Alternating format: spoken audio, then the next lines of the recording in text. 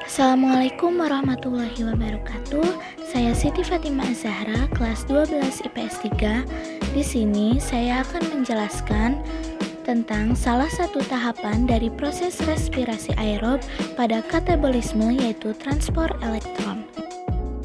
Sebelum memasuki pembahasan mengenai transport elektron, pertama kita akan membahas tentang proses katabolisme terlebih dahulu.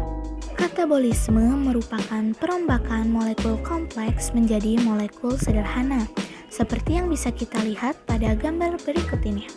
Molekul kompleks seperti sukrosa, protein, dan lemak akan dipecah menjadi molekul sederhana, contohnya glukosa dan fruktosa, pada pemecahan molekul sukrosa. Contoh proses katabolisme adalah pencernaan makanan, respirasi sel secara aerob maupun anaerob. Sedangkan respirasi aerob berfungsi sebagai perombakan glukosa untuk menghasilkan ATP dengan oksigen. Respirasi aerob di dalam sel terdiri dari 4 tahap. Yang pertama yaitu glikolisis, yang kedua dekarboksilasi oksidatif, yang ketiga siklus Krebs, dan yang terakhir transport elektron. Sekarang saya akan membahas tentang transport elektron.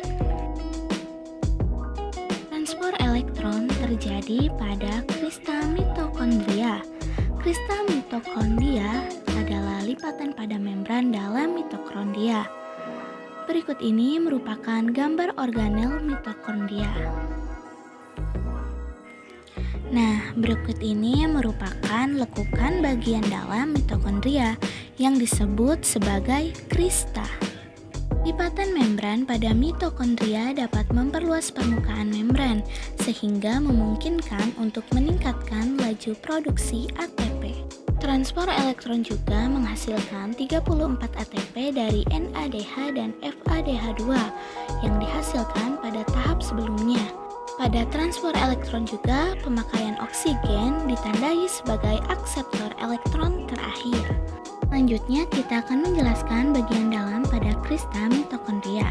Pada krista mitokondria terdapat 4 kompleks protein dengan kompleks 1, 3, dan 4 merupakan pompa proton. Pompa proton nantinya akan bertugas untuk mengeluarkan ion H+ dari matriks mitokondria menuju ruang intermembran. Selanjutnya terdapat elektron karies atau komponen pembawa elektron yang akan menyalurkan elektron hasil perubahan NADH dan FADH2.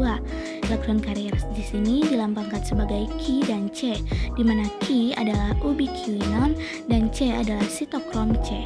Kemudian terdapat pula komponen lain yaitu ATP sintase yang berfungsi untuk mengubah ADP menjadi ATP. Sekarang kita akan membahas satu persatu fungsi dari kompleks protein pada krista mitokondria.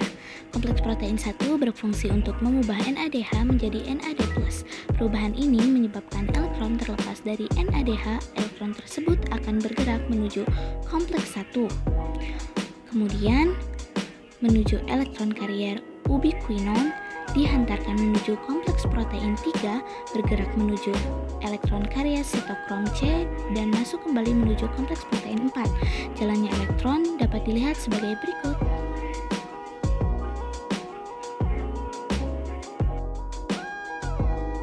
Elektron yang melewati kompleks protein 1, 3, dan 4 yang merupakan pompa proton akan mengaktifkan sistem transport membran sehingga mengirimkan atom memompa ion hidrogen dari dalam matriks mitokondria di ruang intern membran mitokondria. Masing-masing pompa proton akan mengirimkan ion hidrogen sehingga dari satu molekul NADH yang dirubah menjadi NAD+ akan melepaskan 3 hidrogen. Ion-ion hidrogen yang terdapat di ruang intern membran akan membuat ketidakseimbangan ion plus dan min antara ruang intermembran dan matriks mitokondria sehingga ion hidrogen akan masuk kembali menuju matriks melalui kompleks ATP sintase.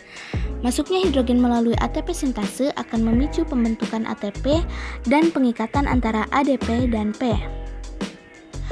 Tiap satu ion H yang melewati ATP sintase akan menghasilkan 1 ATP sehingga dapat disimpulkan bahwa 1H+ menghasilkan 1 ATP, 1 NADH melepas 3H+, sehingga 1 NADH dapat menghasilkan 3 ATP. Dari kesimpulan tersebut dapat menghitung apa yang terbentuk dari NADH yang dihasilkan dari tahap-tahap sebelumnya.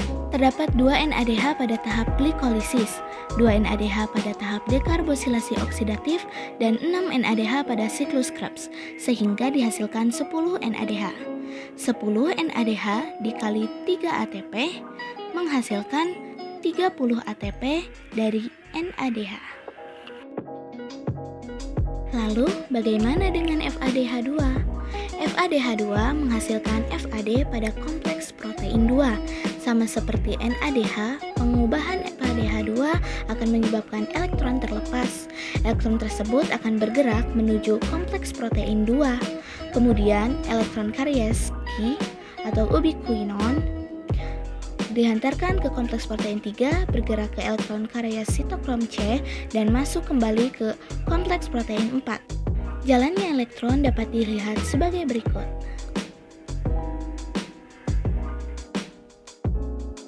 Elektron dari perubahan FADH2 hanya melewati 2 pompa proton, yaitu kompleks protein 3 dan 4.